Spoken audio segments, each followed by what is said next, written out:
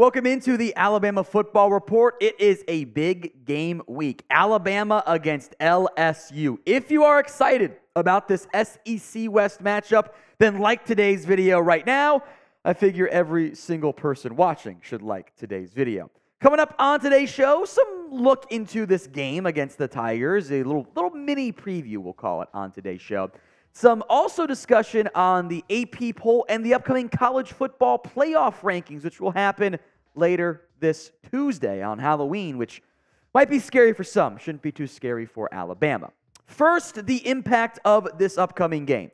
Alabama, although they cannot technically clinch the SEC West, can basically clinch the SEC West with a win over LSU. LSU is the top contender left. A win would give them the tiebreakers over LSU and over Ole Miss in the event they got to a two-loss situation in the division. They would need to split against Kentucky or Auburn to clinch the SEC West title. Of course, Alabama wants more than that. The goal is to win out and make the college football playoff. This is, I believe, the toughest test they'll face, acknowledging it's going to be a weird Iron Bowl.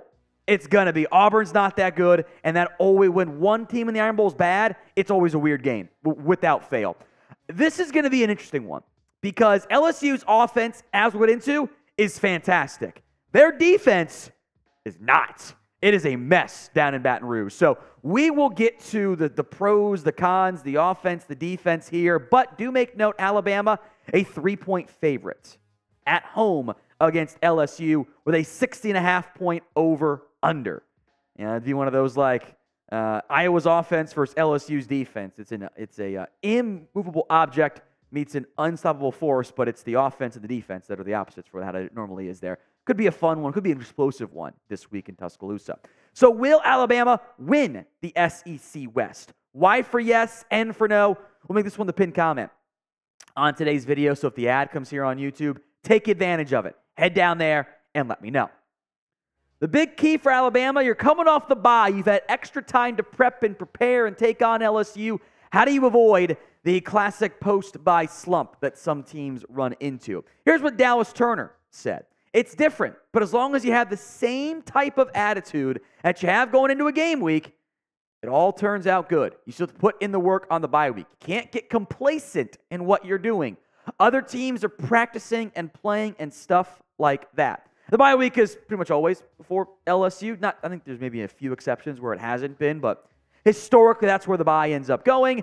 And Alabama has won 10 of their last 12 games against the Tigers. A pretty impressive streak. When you remember, there's been some good LSU teams in that conversation. Obviously, that Burrow, Chase, Jefferson, Marshall year kind of stands out as the most impressive of them all. But there have been some good teams in that mix. Alabama has historically owned the Tigers. It is one of their rivals. Not as big as Auburn. No fun catchy nickname like the third Saturday in October. I guess we can go with the first Saturday in November, the Saban Bowl. But there's nothing official on it, although sometimes they even change the official names. Looking at you, Florida, Georgia, Texas, Oklahoma. Bama, 55 wins against LSU's 27. The key for Bama on offense is let Jalen go. He's actually been pretty good this year. He's had some big-time deep plays, haven't used his legs in the same way you thought, and for several games this year, I think you're able to argue Jalen Milroe has been the better quarterback. Except for the Texas game. I think he's better than Jackson Dart. I think he's better than Joe Milton. We cannot make the same argument against Jayden Daniels. He might be able to play better, but he's not a better player. Jayden Daniels is... I've struggled on how to player comp him. I've given him to a buddy of mine. I gave him malnourished and just lesser in every phase Josh Allen because he's super skinny and the dude is reckless. He's out there. He's hurdling guys. He's sacrificing the body. He gets a little bit too chaotic at times, but especially in college, it leads to some dynamic big-time plays. And Daniels can chuck the ball downfield. He's got a bunch of playmakers around him. It's a really good LSU offense, and Jayden Daniels helps make that offense go under Brian Kelly's squad. So what is your confidence level in Alabama beating LSU? Scale it for me from 1 to 10. 1 on the low end, 10 on the high end. To put it in perspective here, Jayden Daniels is among your Heisman Trophy favorites. Michael Penix, I think correctly, is the betting favorite, although did you catch that Stanford game? They almost blew it. I had them in a bunch of parlays, and I was very nervous about that one there. J.J. McCarthy, Michigan hasn't played anybody yet, but he's been awesome this season. Jayden Daniels carrying a bad LSU defense. Bo Nix keeps winning games that aren't against Washington. And then Jordan Travis, maybe the better player for FSU. I like him. I'm not sure the numbers are there, but they're undefeated at this point. Now, today's show is made possible by Prize Picks. There will be some college football Prize Picks selections. You just can't get those quite here on Monday, October 30th.